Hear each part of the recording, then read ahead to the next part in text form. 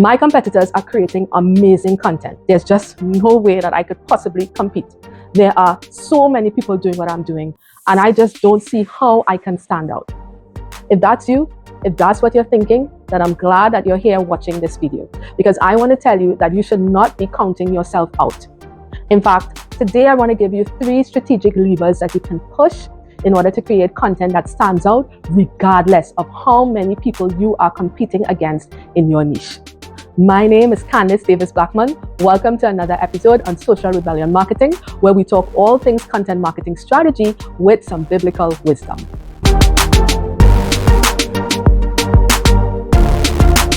I happen to think that it's delusional to focus and obsess over the competition. Now, I also think it's delusional not to acknowledge that you have competition, because we're all in business, right? And that's the nature of the game. However, the Bible tells us that comparing ourselves with one another is unwise. Just go to 2 Corinthians 10:12 and you will see that. And so your competition is not the bar that you should reach. They are not the standard that you need to beat.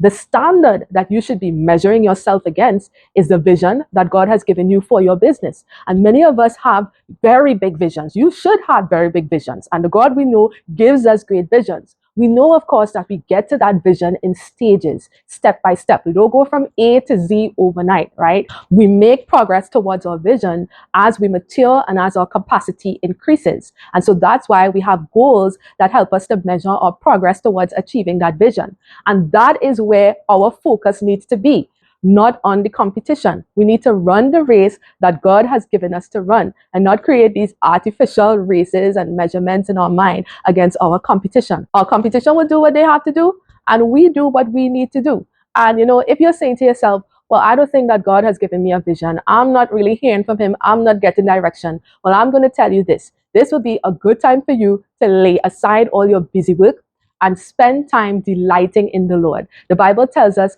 that when we delight ourselves in the Lord, he gives us the desires of our heart. Not that he gives us the things that we want to do, it means that he actually puts the desires in our hearts to do whatever we need to do. So if you're in that space where you're thinking, I'm just not hearing clearly, I'm not getting that direction I'm not really sure what is the vision that I should be working towards in my business, I would encourage you to just set aside some time to meditate on the scriptures, to spend some time with God, to hear from him and what he is telling you and the direction that he is giving you for your business. And I guarantee that as you spend time with the Lord, he will ignite your heart, enlighten your mind, and spark your imagination with the vision that he has for you and your business. Now, I have to say that I too was like you, thinking and focusing a lot on the competition.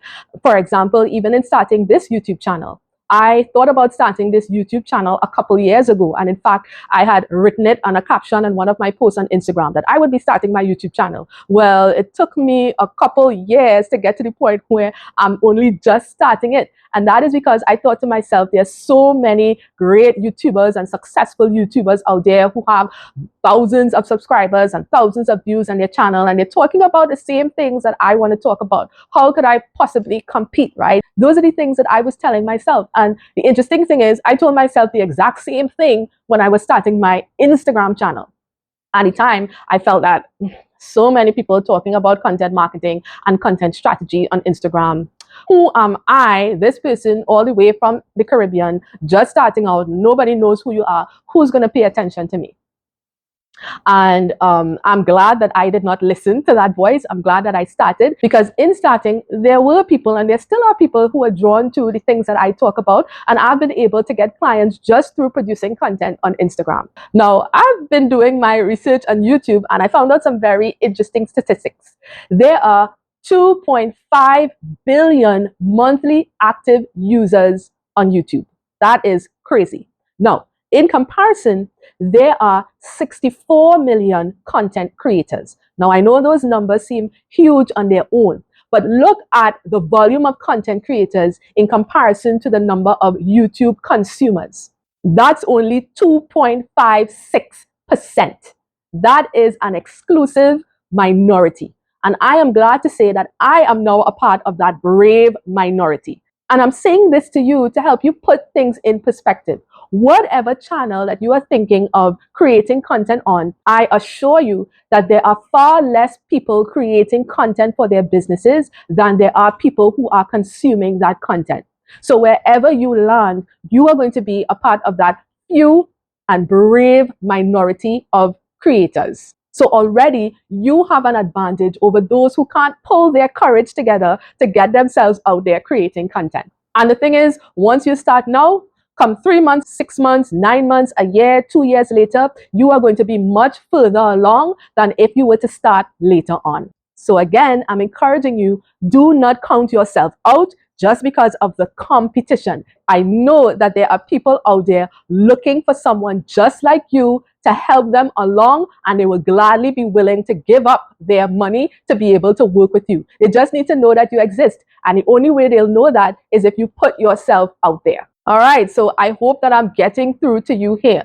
Do not shy away from the competition. In fact, creating content that helps you stand out from the competition really goes back to 3 strategic things: understanding your positioning, understanding your differentiators, and understanding your value proposition. And don't worry, I know this sounds like marketing speak. You're saying, Candice, you're talking Greek. I don't know what you're talking about. That's all right. I'm going to go through each of these 3 things and break it down for you and show you exactly how to leverage it so that you strengthen your content marketing and create content that stands out. I want you to imagine a vacation house. Now, this vacation house, when everybody sees it, they automatically know that it is very well suited to wealthy families who want a vacation in the Caribbean where the weather is warm. That's positioning.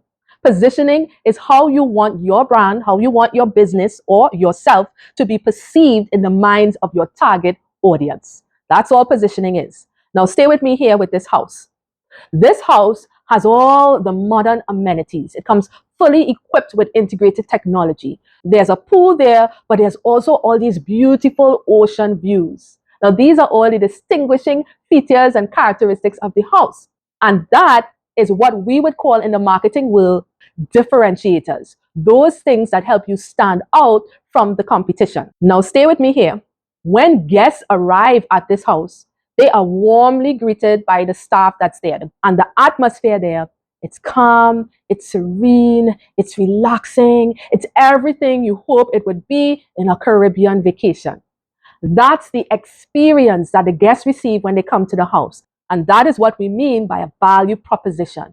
It's all the benefits that clients get, it's all the problems you solve, and it's all the value that you deliver in your services. So what I'm saying to you is this: if you can identify your positioning, your differentiators, and your value proposition, and you use them in your content marketing, then you are going to create content that absolutely stands out against your competition.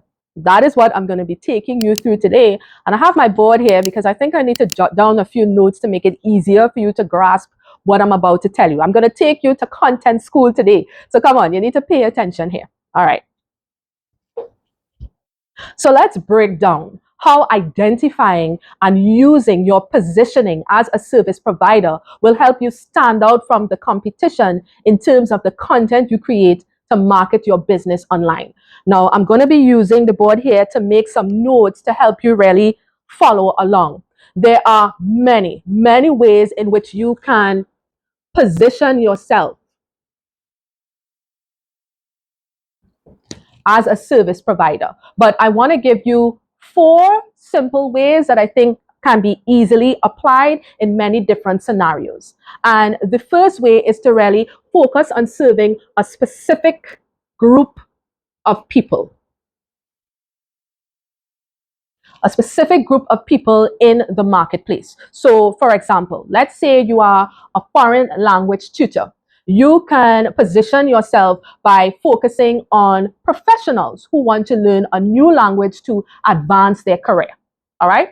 Now, the second way you can position yourself is to focus on a key benefit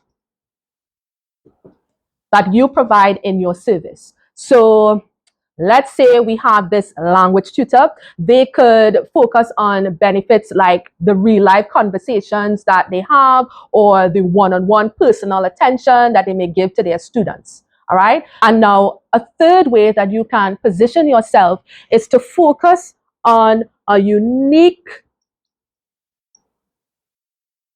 type of value that you deliver to your clients. And again, using the example of the foreign language tutor, that unique value could be the fact that they allow their students to interact with native speakers. All right. And now the fourth way that you can position yourself as a service provider is to focus on solving a very specific problem that your target audience has, or rather that your ideal clients have. And again, sticking with the example of the foreign language tutor, that tutor could probably focus on being more flexible to professionals with very busy schedules and who have very limited time to be able to set aside to learn that new language. All right, so you see those four ways in which you can position yourself. Focusing on a specific group within your target market. So, in other words, focusing on a specific target audience and letting people know that that's who you focus on, or focusing on a key benefit that you provide in your services. Thirdly, focusing on a unique value that you deliver that you know your competitors don't, or you could focus on solving a very specific problem that you know your ideal clients grapple with.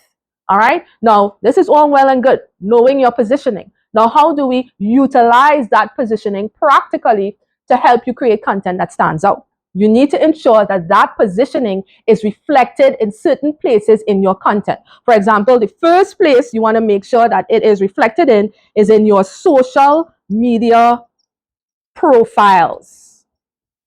All right. So think about, for example, your Instagram profile and your name. Do you know that your name in your Instagram profile is searchable? When people search, your name can come up in the search. That's a place that you can ensure your positioning is reflected. For example, I have included my positioning in my name on my Instagram account. It says content marketing strategy for service providers. So I'm positioning myself by focusing on a specific group, service providers. You can do the same, all right? Now, the second area that you want your positioning reflected is in the content topics that you talk about. Okay? Now, if you know that you are positioning yourself on a key benefit, you want to ensure that your content topics include subject matters that focus on that key benefit. Or if it's that unique value or specific problem that you solve, you want to ensure that when you're coming up with your content topics, that a lot of your content topics revolve around any one of these areas that you choose to position yourself on. And now the third place where your positioning can be reflected is in a recurring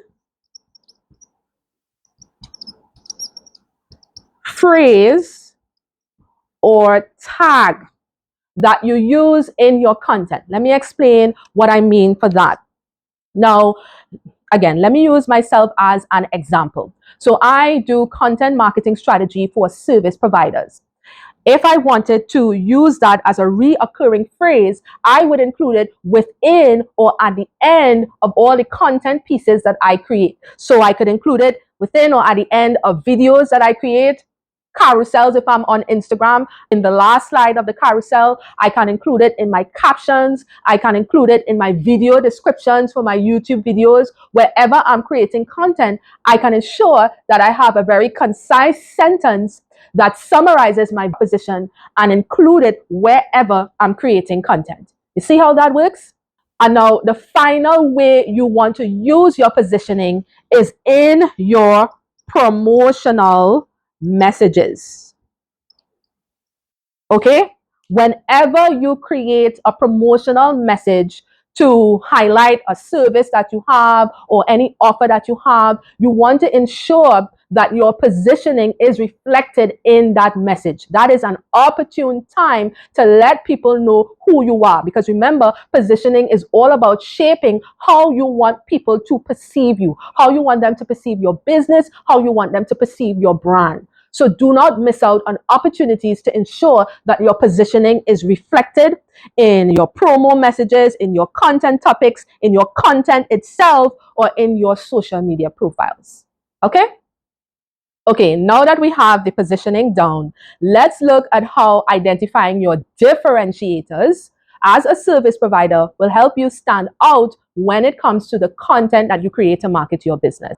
Now, differentiators are simply those things that set you apart from the competition. Okay, that's all it is. But the thing is, sometimes when you're so close to your business, it's hard for you to really figure out what makes you different. Yeah.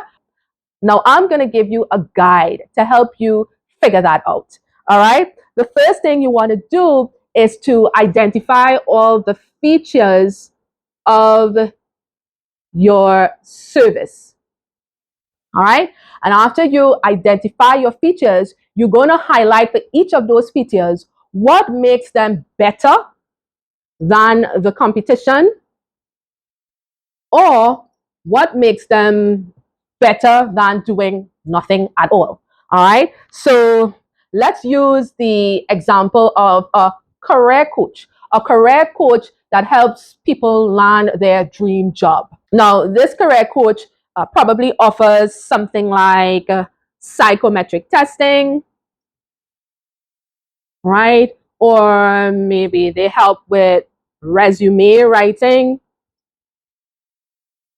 or they help with interview preps. Okay, so they help their clients prepare for interviews. So this could be 3 features of their services. Now, all they need to do is identify what makes each of these things better than the competition or better than not doing them at all. So for psychometric testing, perhaps what makes it better than doing nothing at all is the fact that it helps their clients understand their personality traits, their preferences, their communication style, or their leadership style, which then helps them understand which career makes sense for them, which field makes sense for them to go into. With resume writing, they may have determined that their years of experience in doing career coaching, or the number of people who they have helped, or their vast understanding of different business industries sets them up to be able to help people to write resumes that they know will get the attention of recruiters. Yeah. And maybe in their interview prep work, what makes this better than not doing it at all is the fact that they can help their clients anticipate difficult questions and show them how to navigate them gracefully in a way that helps them stand out with interviewers. All right, so just think about all the features of your service, list them out, and then go through one by one, identifying either what makes them better than the competition or what makes them better than not doing them at all. Now, once you've done that, you would have essentially listed out all your differentiators. And of course, you need to put that to use, right? Otherwise, what's the point? So how do we utilize your differentiators in a way that helps you strengthen your content marketing, that helps you create content that stands out? The first thing you can do is take any one of these differentiating features and make them a content pillar. Oh, my handwriting is really bad. But a content pillar is simply those broad themes of content that guides the content topics that you come up with. So once you've identified all those differentiating features of your service, you can choose some of them, just maybe 3 to 5. You shouldn't really have more than 5, and then let them become content pillars. In that way, every piece of content that you create, right, all the topics that you come up with is automatically going to map back to one of those differentiating features. So that actually means that every time you create content, you are going to be indirectly promoting your business. It's a very strategic way to use content pillars. And so if you have the opportunity, right, you can turn your differentiating features into your content pillars. Now, the second way that you can use your differentiating features is to create lead magnets.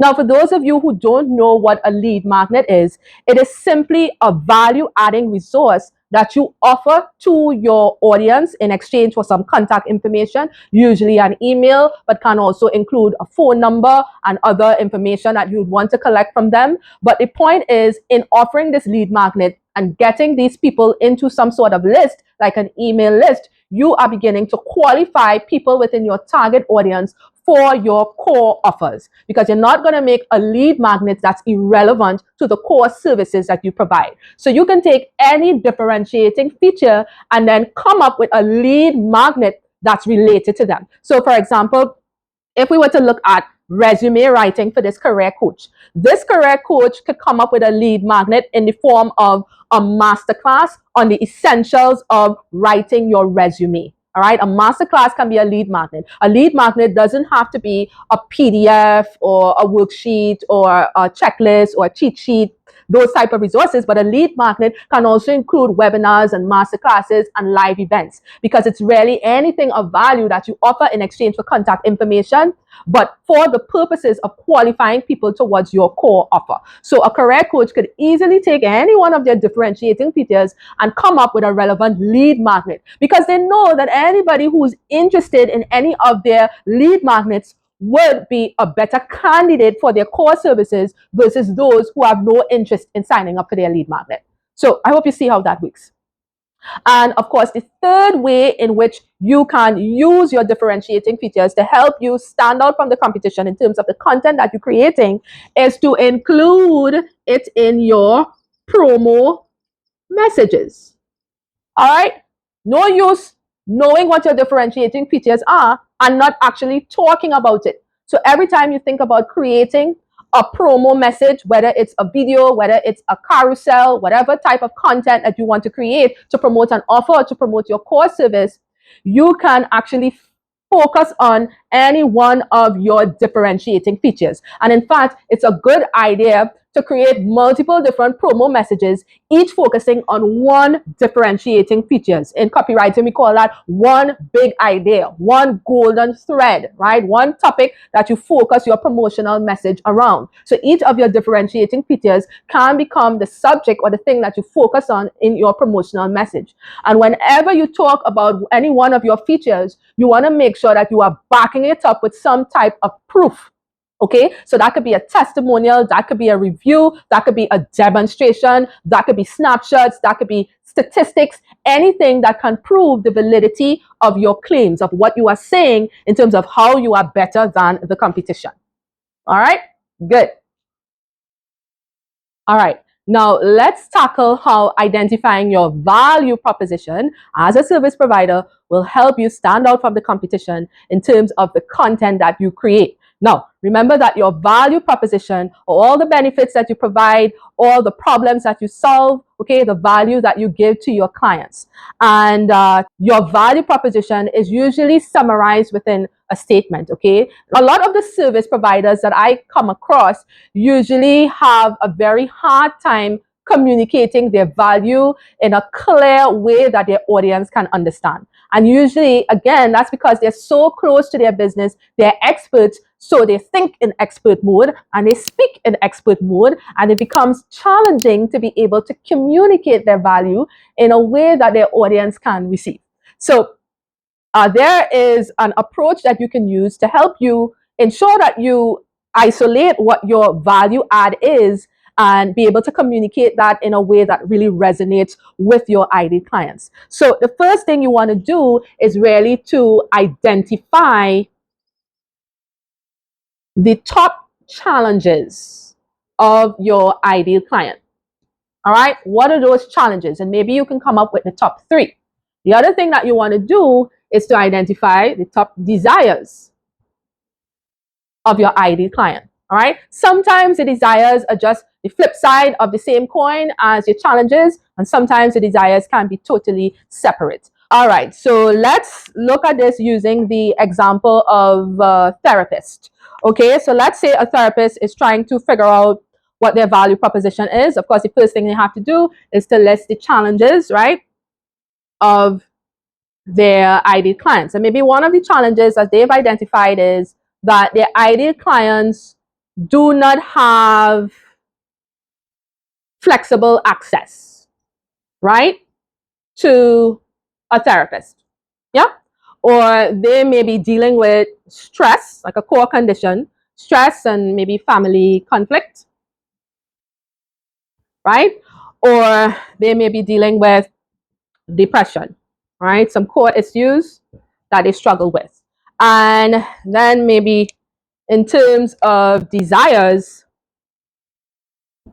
one desire they may have is to have flexible access, all right, to a therapist. Remember, I said that some desires can sometimes be the flip side of a challenge, right? So in this case, this desire would be the flip side of this first challenge. But then another desire that they could have is the need to work with somebody to process their thoughts, right, and emotions, right? And then they also desire a safe space to be heard. All right. So these could be the challenges and desires that an ID client for a therapist have. Of course, whatever business that you're in, you would know your ID clients intimately, and you should be able to come up with whatever those top challenges and desires are. Now, of course, once you've done this, the next thing you want to do is to list all the beneficial outcomes of the services you provide. All right, so that's a second activity you're going to do. You're going to list out all the beneficial outcomes of the service you provide.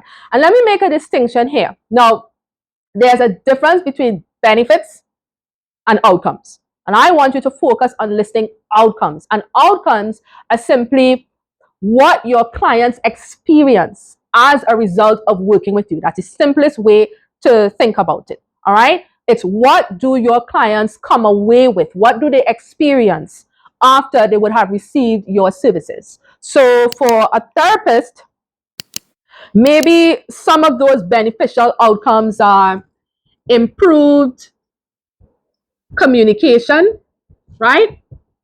All right, they deal with them particularly on stress and family conflicts. So they have improved communications with their family members, right? Another thing could be improved mood.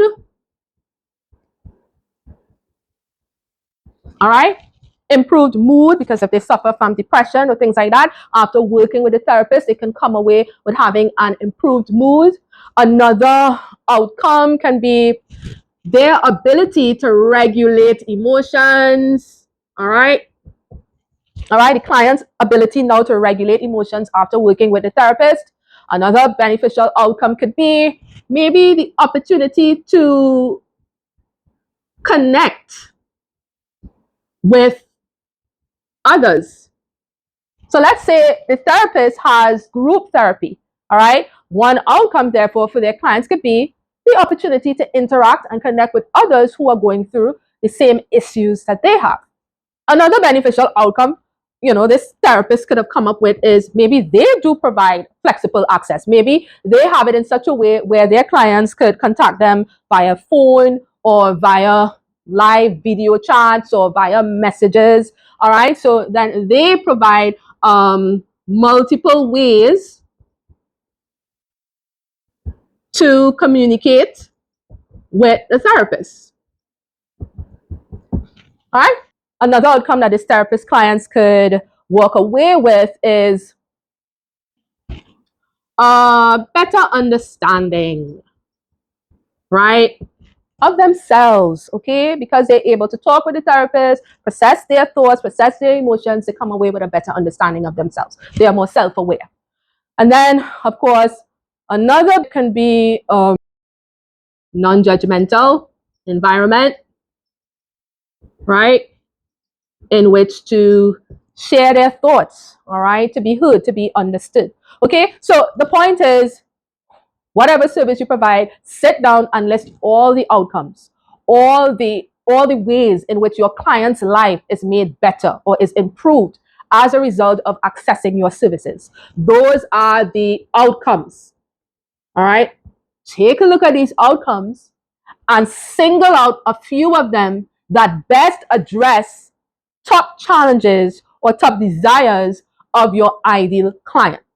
Because what we're trying to do is to be able to come up with a succinct statement that really captures the value that you provide. And you want to focus on the outcomes that really strongly correlate with the top challenges or desires of your ID client. So for this therapist, they might choose to go with improved communications, Let me use a different marker.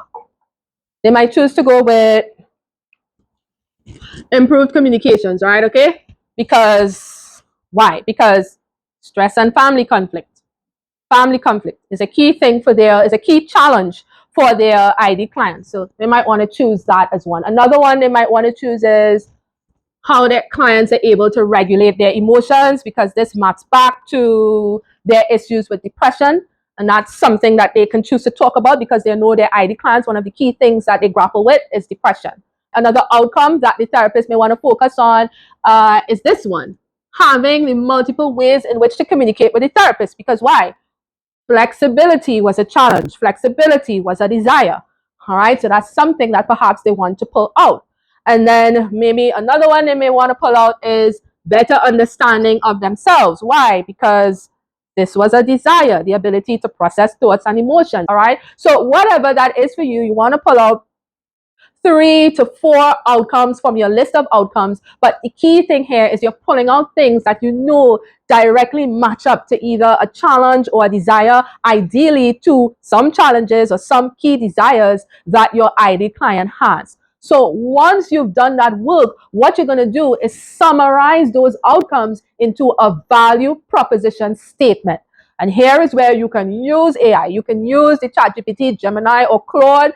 Give them your list of outcomes and tell them, hey, these are the outcomes that my clients experience after working with me. Please summarize this into a clear and concise value proposition that I can use for marketing my business. All right? Great. So once you have your value proposition, how do you then put them to use? Because we're not doing this as a theoretical exercise. The whole point of understanding and articulating your value proposition is to help you strengthen your content marketing and create content that stands out. So there are a few ways in which you can use your value proposition statement. And one of them is to include it in your social media profiles. Okay, again, whether it's your channel description for YouTube, whether it's your Instagram bio, your Facebook about section, your LinkedIn bio section, include your value proposition in some way into your social media profile. I mean, if you look at my Instagram profile, you will see that I have a statement there listing a few key value added things that my clients are going to experience as a result of working with me. So your value proposition is something that you definitely need to have reflected in your social media profiles. The other way in which you could utilize your value proposition is in your content pillars. So again, if you've perhaps forgotten, your content pillars are again your broad content themes that gives you direction on the types of topics that you would come up with. So if you have a value proposition that hits on certain outcomes, can you see how these outcomes can easily become content themes for your content? Let's say it's this therapist, okay? Let's say it's this therapist. Regulating emotions could be a content pillar. Improved communications with family members and others could be a content pillar. Better understanding of oneself or self-awareness could be a content pillar. All right. You see, when you use your value proposition strategically like this, any type of content topics that you come up with, again, is going to be indirectly marketing your services. They're going to be strategically connected. All right. And you're going to end up with content that helps you appear to be seamless. Your audience is not going to be confused about who you are and what you stand for, because everything is going to be well connected. A third way in which you can use your value proposition is in your content topics. All right. Now, remember what your value proposition is based on. It's based on the top challenges and desires of your audience. All right. So if you know that these are the outcomes that are represented in your value proposition, the topics that you come up with should be addressing any questions, any uncertainties, any areas of concern that is related to each one of those outcomes that you've pulled out to be part of your value proposition. All right. And then a fourth way in which you can have your value proposition reflected in your content marketing is to include them again in your promo messages. All right. They can be what we call the benefit bullets in your promotional messages. You know, when you're giving a promotional message, You're being very clear about the end result that you're promising, and you're usually listing certain benefits that your clients will walk away with. Well, you have it right here. Once you've done all the pre-work of pulling out what are those key areas of value that you're delivering your service, you want to make sure that you're using them back in your promotional message whenever you're selling your offers and your core services. You see how everything works together? We don't do things and not use them. All right, we do the pre-work so that we actually have it reflected in the final pieces of content that we produce for our business. And if you do all of these things, identifying and using your positioning, identifying and using your differentiators, identifying and using your value proposition, I guarantee you that you will have such a strong content marketing strategy and such a strong presence and messaging and cohesiveness in the way that you present yourself online when you're creating content.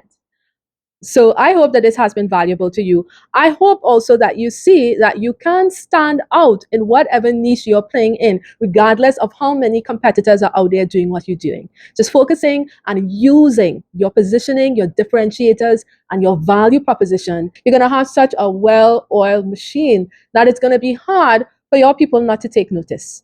All right? So do me a favor. Don't just watch this and do nothing with it. Do the work. Do the homework, practice it, apply it to your business, and use it. Of course, if you need help, check the link down below to see the different ways in which you can work with me or you can access resources that will help you along your content marketing journey. But at this point, I'm signing off. Thank you for being here. Thank you for getting all the way to the end of the video.